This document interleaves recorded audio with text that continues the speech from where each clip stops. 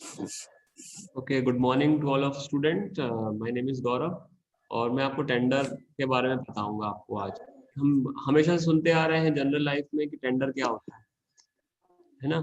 तो पहला है कि it is an invitation from the owner to the contract to execute some work at specified cost in the specific time. Tender क्या है कि मुझे किसी भी चीज को काम को करवाना है, मैं ओनर हूँ, मुझे अपना काम करवाना है, मैं नहीं करूंगा बट मैं किसी से करवाऊंगा। तो ये क्या है, ये एक प्रोसेस में होता है कि मैं क्या करूंगा, एक कोई भी काम को करवाना है, कितने पैसे में कराना है, कितने समय में करवाना है, 6 महीने में करवाना है, 10 महीने में करवाना है, ये सब मैं एक रिटर्न फॉर्मेट में दूंगा और इसको पब्लिक करूंगा। कहाँ पे, ये देखो, पहला लिखा है कि newspaper, notice board, gazettes etcetera according to the cost of work. ठीक है, कि मुझे न्यूज़पेपर पे देना है, नोटिस बोर्ड में देना है, मैं दूंगा और उसमें मैं मेंशन करूंगा हर चीज। तो मैं क्या करूंगा, लोगों को इनवाइट करूंगा कि मैं ये चीज करवाना चाह रहा हूँ, जो भी लोग इच्छुक हैं इस चीज के लिए कृपया मुझसे संपर्क करें, जिसकी लागत इतनी है और समय इतना है ना। मैंने अपनी कंडीशन उसमें मेंशन करी है। सो टेंडर हम इनवाइट करते हैं, फिर वो लोग फिल करेंगे, है ना। बहुत सारी चीजें मैं आगे बताता हूँ आपको। कितने टाइप के टेंडर्स होते हैं, ठीक है। तो हमारे कितने टाइप के टेंडर्स हैं, 5 टाइप के हैं। पहला है ओपन टेंडर। ओपन का मतलब क्या है, पब्लिक। ओपन का मतलब यहाँ पे पब्लिक। पब्लिक है। और इसमें क्या है, हम ओरली कर लेते हैं। तो एन ओरल टॉक और written document between the engineer and the contractor for the certain small jobs to be performed, sometimes it is advertised. Okay, तो क्या है ये देखो, अब यहाँ पे आप चीज एक समझना कि जो ओनर होता है वो पीडब्ल्यूडी हो सकती है, इरिगेशन डिपार्टमेंट, मतलब गवर्नमेंट भी ओनर होती है। और क्लाइंट हमेशा क्या रहेगा, आपका जो कॉन्ट्रैक्टर रहेगा। सॉरी, क्लाइंट जो है बदल जाएगा आपका, है ना। ओनर बोलो या क्लाइंट बोलो, दोनों एक ही चीज है। ठीक है, तो या तो कभी ठीक इंजीनियर है। हो सकता है, या तो कोई एक इंसान हो सकता है, या एक डिपार्टमेंट हो सकता है। देखिए, यदि आपको अपना घर बनाना है तो you will be the client, okay. But government को करवाना है तो इंजीनियर होगा उसका, या डिपार्टमेंट से क्लाइंट होगा। क्लियर है यहाँ पे। तो इसमें क्या है, हम मौखिक रूप से या लिखित रूप से हम इंजीनियर और कॉन्ट्रैक्ट्स के बीच में हम छोटे छोटे कॉन्ट्रैक्ट्स को या छोटे काम्स को हम डिस्कस कर लेते हैं। कभी कभी ये एडवर्टाइज होते हैं। ये फर्स्ट पॉइंट ये बोल रहा है। सेकंड क्या है, अब सील्ड टेंडर है, तो थोड़ा सा क्या होगा, ये बड़ा प्रोजेक्ट होगा। बड़े प्रोजेक्ट्स में हम ये टाइप का यूज करते हैं। Okay, wide publicity is given, always return documents are made. जब हम क्या करते हैं, फॉर एग्जांपल मुझे, मैं पीडब्ल्यू, मैं NHAI हूँ, national highway authority of India हूँ, है ना, एक डिपार्टमेंट में हूँ। मुझे अपना 100 किलोमीटर का रोड कंस्ट्रक्ट करवाना है, तो मैं क्या करूंगा, ये this is a huge project, so I will invite publicly. और मैं इसको रिटर्न फॉर्मेट करूंगा, मैं किसी को बुला के मीटिंग करके नहीं करूंगा। मैं इसको पब्लिश करूंगा ऑन न्यूज़पेपर, न्यूज़पेपर में पब्लिश करूंगा इसे। और हम उसमें हम लोगों की रेट्स जानेंगे, उसमें रेट्स हमको मिलेंगे कि क्या रेट है, समय पे देगा कि नहीं देगा, सब अपने अपने रेट कोट करते हैं। ओके, तो this is a sealed tender which is use for the huge projects. Third one is a limited tenders. अभी नाम ही बताता है कि भाई लिमिटेड क्या चीज है यहाँ पे। तो लिमिटेड क्या होगा, नंबर ऑफ कॉन्ट्रैक्टर्स, कि मुझे कितने लोगों को अपना कॉन्ट्रैक्ट देना है। फॉर एग्जाम्पल, मुझे यही लोकल का कोई कॉन्ट्रैक्टर चाहिए, तो मैं क्या करूंगा, भोपाल के कॉन्ट्रैक्टर्स को निकाल लूंगा और उनको मैं कर दूंगा। तो लिमिटेड टेंडर मतलब लिमिटेड कॉन्ट्रैक्टर्स। ठीक है। सिंगल टेंडर, सिंगल टेंडर मतलब यहाँ लिमिटेड में मतलब कुछ लोग, सिंगल में सिर्फ एक। तो मैंने पहले से डिसाइड किया है कि मैं इससे टेंडर से काम करवाऊंगा, इस आदमी से काम करवाऊंगा, है ना। देखो ये लिखा भी है, invitation is given to only one firm to render a service by quoting their rates.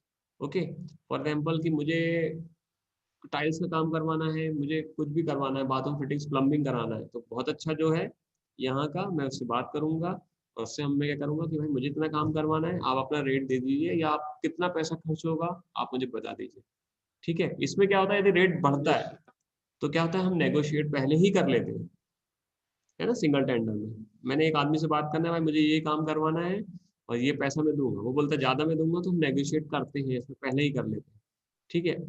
Fifth one is the rate contract, ये लास्ट है। Usually adopted for the supply of materials. इसको मैं समझाता हूँ आपको, कैसे, जनरल चीज से। फॉर एग्जाम्पल कि आपने एक स्कूल खोला, ठीक है, स्कूल खोला तो स्कूल में क्या पड़ेगा, आपको मटेरियल जरूरत पड़ेगी।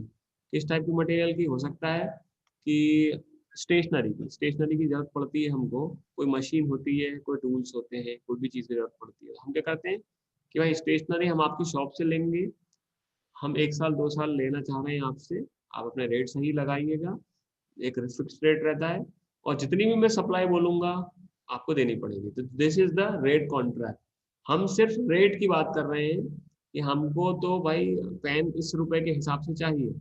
अब कितने चाहिए ये मेंशन हम नहीं करते, कितनी भी जरूरत पड़ सकती है, पेजेस के हो गए, कोई भी चीज होगी, कितनी क्या होगी हमको पहले से आया समझ में ये चीज। रेट कॉन्ट्रैक्ट, इसमें रेट डिसाइड होता है, क्वांटिटी जो है वो यस सर। पता ही नहीं जाती है, क्वांटिटी का मेंशन नहीं रहेगा। मैं पढ़ के और बता देता हूँ आपको। This is usually adopted for the supply of materials, machine tools and plants etcetera, the items which can also be stored. It specifies the supply at a fixed rate during the period of contract. Okay, फिर rate fix रहेगा। The quantities are not mentioned in the type of contract. The contractor is bound to accept any order which would be placed before him. Contractor को इस चीज में इस चीज का वो बाध्य रहेगा कि जितना भी मैं कॉन्ट्रैक्ट जितना भी मैं ऑर्डर दूंगा उसको फुलफिल करना है। ऐसा नहीं है कि आपने इतना बोला था वो चीज इसको वो नहीं बोल पाएगा। ठीक है, सो समरी इसकी ये है। हाँ, इसके बाद कॉन्ट्रैक्ट क्या है, अभी हम टेंडर की बात कर रहे हैं, हम कॉन्ट्रैक्ट। कॉन्ट्रैक्ट क्या होता है कि दो लोगों के बीच जो बात हो रही है, जैसे हम और आप बात कर रहे हैं, तो this is not legally right. ठीक है, लीगली राइट नहीं है ये लीगल। हम कल को तो आप क्लेम नहीं कर सकते कि सर ने ऐसा बोला था, मैं आपको क्लेम नहीं कर सकता। तो इसमें क्या होता है, जो भी हम बातें कर रहे हैं, जो भी हम डिस्कशन कर रहे हैं, we will do it on paper. ठीक है, तो अब क्या कॉन्ट्रैक्ट में क्या है, कॉन्ट्रैक्ट में ऐसा डॉक्यूमेंट होता है जिसमें कि काम को कॉन्ट्रैक्ट क्या है, there must be an offer from the owner in the form of tender notice. मैंने काम को ऑफर किया कि भाई मुझे एक घर बनवाना है, इतनी इतनी कीमत है ना, और ये चीज होती है। सामने वाला क्या करेगा, कॉन्ट्रैक्टर उसको एक्सेप्ट करेगा, दे विल, और वो अपने रेट्स देगा। रेट्स को हम क्या करेंगे, हम एक्सेप्ट करेंगे, हमको जो भी डिस्कशन हम करेंगे and we will finalise it. हम उसको बोलेंगे ठीक है, हमको आपका कॉन्ट्रैक्ट समझ में आया। कॉन्ट्रैक्ट क्या है, it is a legal document. ठीक है, for a contract to be valid, contract का वैलिड होने में क्या क्या चीज काम आती है, there must be an offer from the owner in the form of tender notice to get some specified work to be executed, and there must be an acceptance from the contractor to execute the work. हमने यहाँ से क्या करा, valid कब होगा, जब owner offer कर रहा है। जैसे मैं ओनर हूँ, फॉर एग्जांपल मैं ओनर हूँ, मैंने बोला कि मुझे एक बिल्डिंग बनवानी है 3G+2 की। ठीक है, तो मैं क्या करूंगा, टेंडर डालूंगा, टेंडर डालने के बाद उसमें काम मेंशन करूंगा, स्पेसिफिकेशन डालूंगा कि मुझे इतना एरिया के कमरे चाहिए। जैसे हम लोग ने BDD पढ़ा था, बिल्डिंग ड्राइंग में हम ड्राइंग्स को अटैच करते हैं, हम प्लान को भेजेंगे, डिटेल्स प्लान को भेजेंगे, एलिवेशन को भेजेंगे, है ना, क्रॉस सेक्शन को भेजेंगे। हम सब चीज को क्या करेंगे, ऐड करेंगे। ऐड करने के बाद हम उसमें क्या करेंगे, वो एक्सेप्ट करेगा। ठीक है, वो पढ़ेगा, वो रेट कोड्स करेगा, रेट कोड्स करने के बाद वो क्या करेगा, वो क्या करेगा, अपना ऑफर करेगा। हमको अच्छा लगेगा तो हम उसको वो करेंगे, एक्सेप्ट कर लेंगे। ठीक है,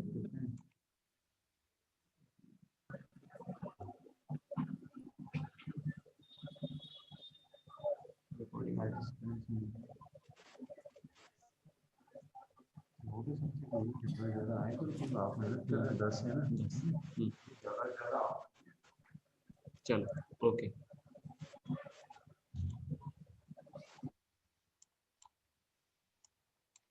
कांटेक्ट हो गया। ठीक है, अब क्या है कि प्रोसीजर क्या है, मैंने बताया कि टेंडर क्या होता है। ठीक है, तो प्रोसेस क्या है, पहला कि हम क्या बनाएंगे, प्रिपरेशन ऑफ टेंडर डॉक्यूमेंट्स, कि हमको क्या क्या काम करवाना है, हम पहले उसका डॉक्यूमेंट फॉर्म में रखेंगे, है ना। ठीक है, मुझे क्या क्या टेंडर के डॉक्यूमेंट्स बनते हैं, फिर मैं क्या करूंगा, हमारा डिसाइड हो गया कि documents complete. Second one is issue of notice inviting tenders और टेंडर कॉल नोटिस। ठीक है, मैं क्या करूंगा, टेंडर डाल दूंगा, भाई मुझे अब आप लोग कॉन्ट्रैक्टर्स की जरूरत है, मुझे ये काम करवाना है। या इसको बोलते हैं टेंडर कॉल नोटिस। अब आप टेंडर को कॉल कर रहे हो आप, ठीक है, इनवाइट कर रहे हो। थर्ड में submission and opening of tenders and scrutiny. अब क्या होगा, पहले में हमने क्या करा, डॉक्यूमेंट्स बना के रख लिए, ड्राइंग बना के रख ली, मैंने प्लान कर लिया है, साइट देख ली, प्लान कर लिया, मुझे क्या क्या बनवाना है, आर्किटेक्चर से मैंने सब डिसाइड कर लिया, ठीक है, मेरे को हाँ चलो इतने में करवाना है, इतनी लागत आ रही है, अब देखते हैं कौन कितने कम में करेगा, इतना सा खर्चा आ रहा है। तो लोग क्यूएससी में पढ़ते हो ना, आप लोग पढ़ते हैं क्यूएससी में, सब चीज का आप वो करते हैं, एक्सकेवेशन से लेकर कितना एरिया उसकी लगेगा, फिर एब्स्ट्रैक्ट शीट में हम पैसा निकालते हैं, मेजरमेंट्स एमबी जो होती सर है। इसकी क्लास ही नहीं चली सर।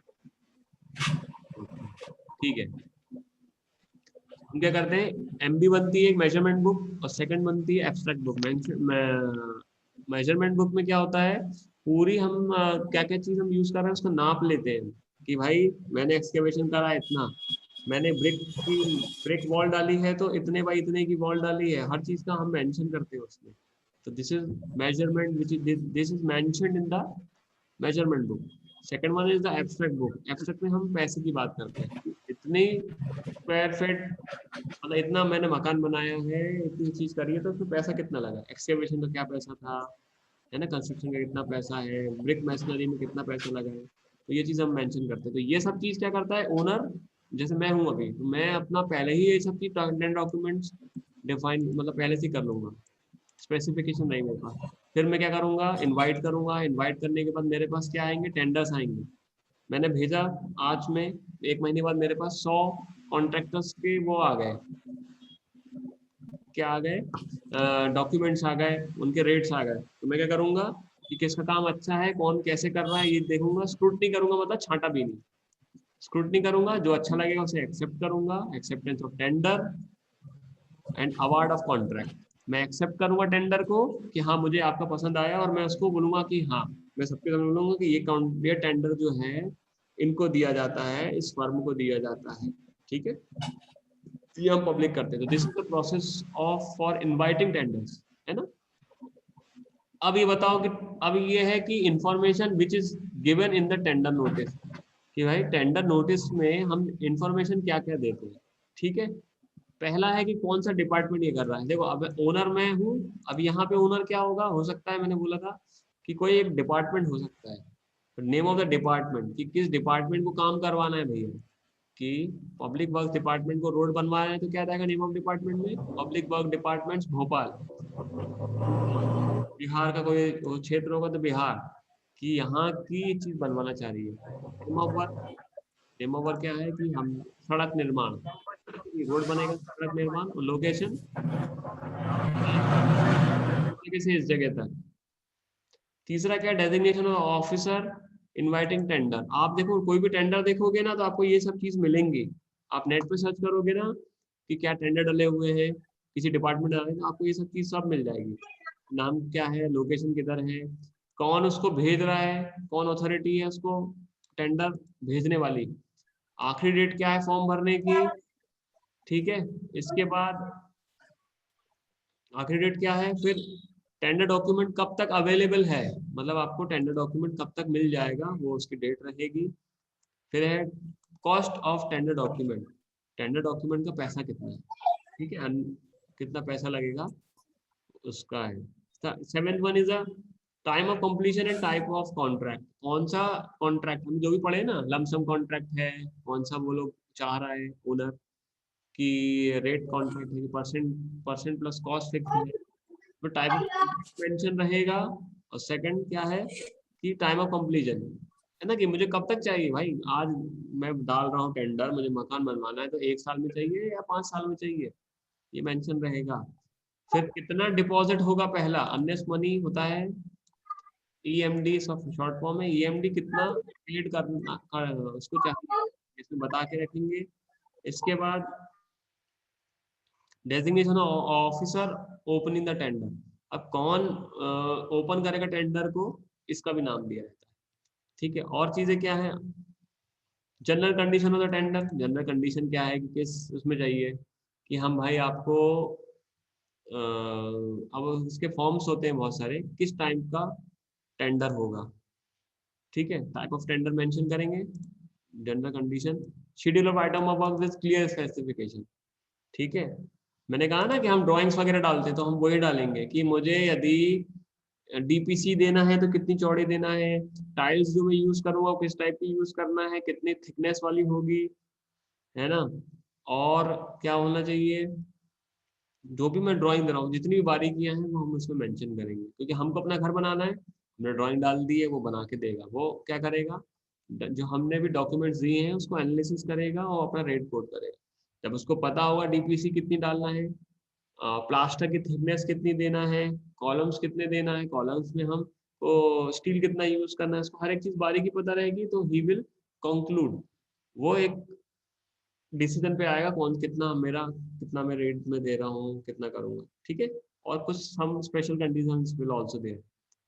इसके बाद है कुछ और डॉक्यूमेंट है, जैसे कि नोटिस इनवाइटिंग के बाद लेआउट प्लान आप डालते हैं, लेआउट प्लान है ना, कि क्या लेआउट ले रहे हैं, उससे कहाँ कमरे लेंगे, कहाँ पे क्या चीज़ों को, जो भी काम होगा उसका लेआउट रहेगा, काम की लोकेशन कहाँ है, भोपाल में इस वार्ड नंबर पे, इस खतरे इस खसरे में, इस जगह पे, तो स्थिति भी पता होना चाहिए। ठीक है, ऐसा नहीं हो कि भोपाल में टेंडर आया और इंदौर का लोकेशन डला है। ठीक है, अपन भोपाल समझ रहे हैं, भोपाल के ऑफिस से आया है, बट निकला लोकेशन से, तो लोकेशन रहेगी, किस डिवीजन में आता है वो रहेगा, schedule of quantities of work, कौन कौन से काम करवाना है उन्हें, और भी इसमें रहेगा, साथ आस पड़ोस की रोडवे, रोड और रेलवे लिंक रहेगी, क्योंकि यदि बड़ा प्रोजेक्ट है तो रोडवेज होना जरूरी है, आपको ब्रिक्स मंगानी है, एग्रीगेट्स मंगाने हैं, सीमेंट करना है ना, अवेलेबिलिटी ऑफ प्रोडक्ट्स या मटेरियल, तो वही मेंशन होता है। सेट ऑफ ड्राइंग, कुछ ड्राइंग्स मिलती है जिसमें वर्किंग ड्राइंग्स भी रहती है, वर्किंग ड्राइंग्स मतलब जिसको आप देख के एग्जीक्यूट करवाओगे काम को। आपसे देखो ये availability of material in the vicinity, ये भी रहेगा कि वहां पे काले वो क्या बोलते हैं, सीमेंट जो है इतने किलोमीटर है, आपको नीचे फाउंडेशन में देने के लिए क्या बोलना चाहिए, आप बोल्डर्स है कि नहीं है, कौन कौन से मटेरियल वहां मिलेंगे, ये चीज वहां रहती है ना, नेचुरल जो भी चीजें मिल रही हैं वो सब पता रहेगी। फिर 8 पॉइंट क्या है, डिटेल स्पेसिफिकेशन और reference to standard specification for each item of work.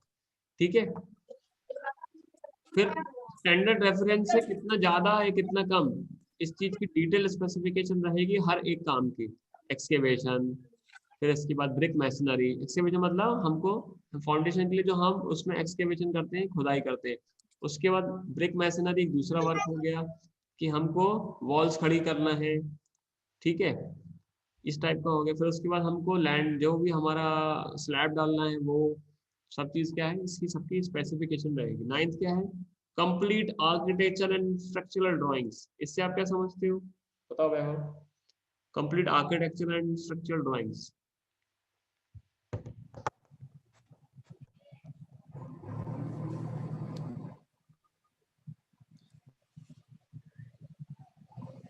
बताएं सर। रत्नेश बताओ। सर ये आर्किटेक्चर डिजाइन सर, ये जो इंजीनियर से सर बनवाया जाता है। Okay, complete architecture and structure drawings, ये सर कंप्लीट करके सर आर्किटेक्चर, सर बोल रहे थे कि सर आर्किटेक्चरल जो डिजाइन होता है ना सर, वो आर्किटेक्चरल इंजीनियर करके देता है, कंप्लीट और आर्किटेक्चर स्ट्रक्चरल डिजाइन की सामने से लुक कैसा रहेगा, कौन सा डिजाइन रहेगा, छज्जा जो होगा कैसा, सर वो सर फ्रंट डिजाइन में डिजाइन में सर पूरा बिल्डिंग बना रहता है, उसका पूरा लुक रहता है, इसमें सर पूरा फाउंडेशन रहता है। स्ट्रक्चरल ड्राइंग्स में कितना बीम कॉलम्स है, ये सब चीज रहेगा, कितने वो दिखाई देता है। कॉलम्स दे रहे हैं। आर्किटेक्चरल में क्या है कि सामने से हम क्या शेप दे रहे हैं उसका। ठीक है, अपीयरेंस डिजाइन करता है ना, अपीयरेंस सामने से कैसा दिख रहा है। इसके बाद 10th यस सर। क्या है कि schedule of stores to be, हाँ, schedule of stores to be issued by the owner of the project indicating the rates and their places of supply. फिर इसमें ये भी चीज रहती है कि जो भी ओनर है वो कौन सा सामान दे रहा है, कौन सा वो सामान देगा, किस रेट से देगा, और वो प्लेसेस ऑफ सप्लाई ये कॉन्ट्रैक्टर जो है ये मेंशन करेगा उसमें। 11th पॉइंट है schedule of tools and plants and other facility to be made available by the owner indicating the condition, hire charges and place of delivery। ठीक है, यदि मैं ओनर हूँ तो मैं अपने कॉन्ट्रैक्टर को क्या क्या दूंगा, भाई मेरे पास कुछ कुछ चीजें हैं मैं दे दूंगा। ठीक, कॉन्ट्रैक्ट में ऐसा होता है कि हम आपको मटेरियल दे देंगे, आपको सिर्फ उसका खर्चा करना है, मतलब आप उसको बना के देना है। ठीक है, यदि मुझे गाड़ी में अपने कोई सामान बदलवाना है तो दो चीजें होती हैं, दुकान वाला खुद जाके वो सामान अपने दुकान से डाल देगा और उसका लेबर चार्जेस लेगा। सेकंड कंडीशन ये है कि मैं क्या करूंगा, सामान लेके जाऊंगा, भैया ये सामान है, ये बदलना है, टायर बदलना है तो मैं नया टायर खरीद के टायर दे दूंगा उसे, तो वो सिर्फ क्या करेगा, अपना चार्जेस लेगा, है ना, labour charge, man labour charge लेगा जो भी होगा।